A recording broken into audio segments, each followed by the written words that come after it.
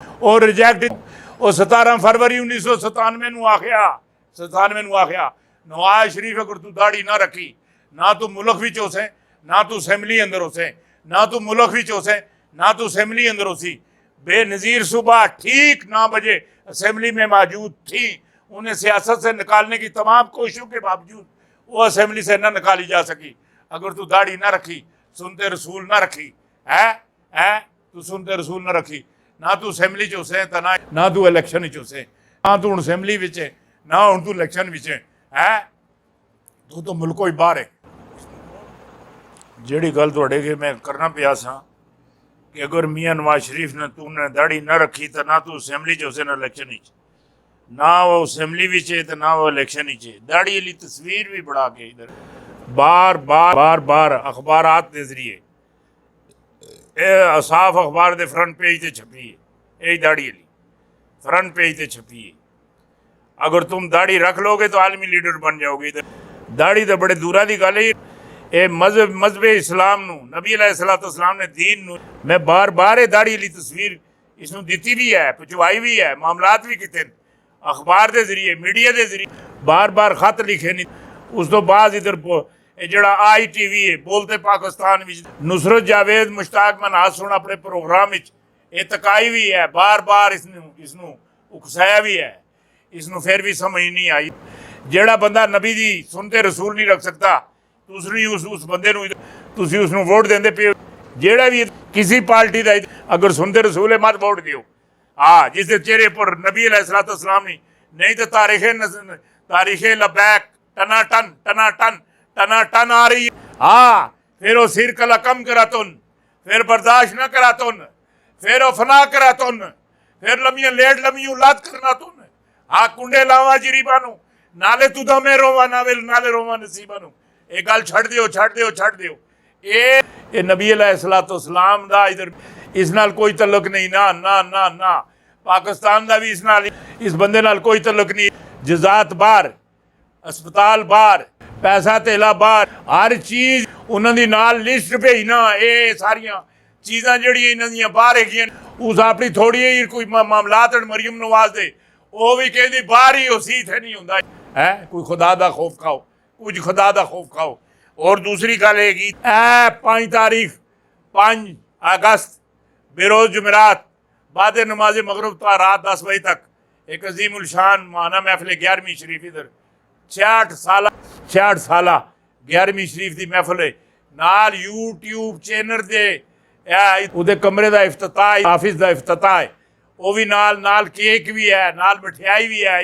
और दूसरे नंबर पर जी तुहानू एक चीज़ होर दसना वो भी याद रखियो, ए भी नाल भेजा ये पिछले पासे भी ये भी जरा गौर नाल तकियो, ये भी गौर नाल तकियो, भी नाल भेजा।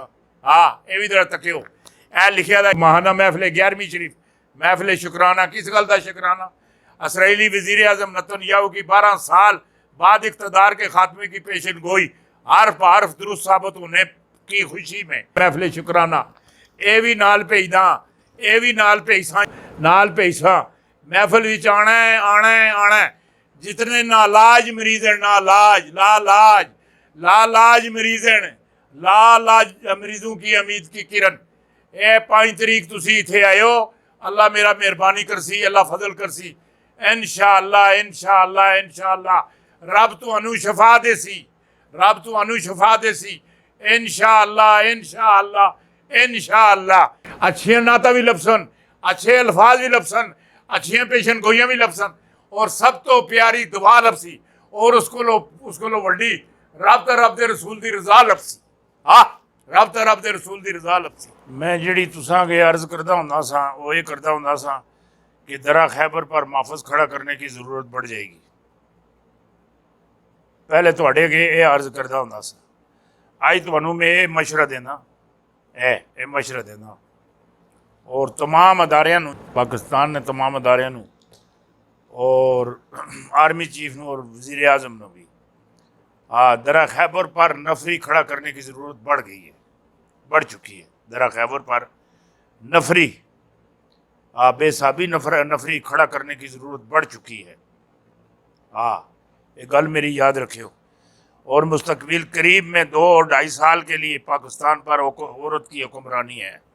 हुक्मरानी करेगी और फिर पाकिस्तान को शानदार क़यादत मिलेगी। हाँ, 2-2.5 साल वास्ते कोई औरत है तो बाद शानदार क़यादत लपसी और अगली जड़ी उसको अगली गालेगी। हाँ, ये गल भी मेरी याद रखियो।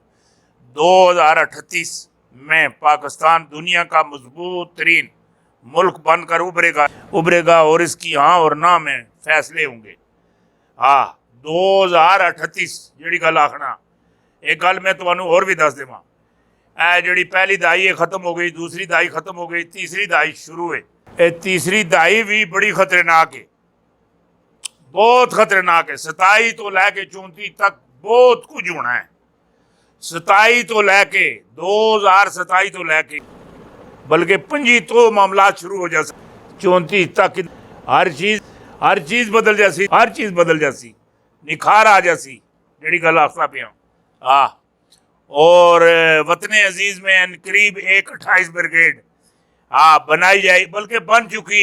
हाँ, जो मुल्क का भी नहीं बल्कि मुल्क को बरानू से भी निकालेगी, मजहब का भी दफा करेगी। ये 28 ब्रिगेड होएगी। 28 नू जमा करो, 8 से 2 10 मुहर्रम।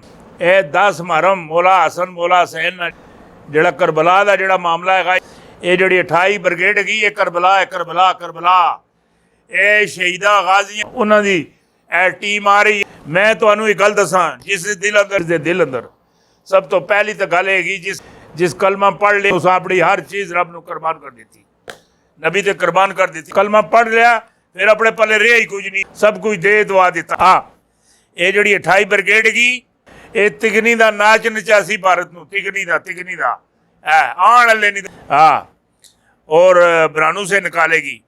भारत के अंदर हालात इन करीब खराब होंगे, मोदी सरकार को अपने मारेंगे और उसका मौत का जो मलबा है वो पाकिस्तान पर डालेंगे।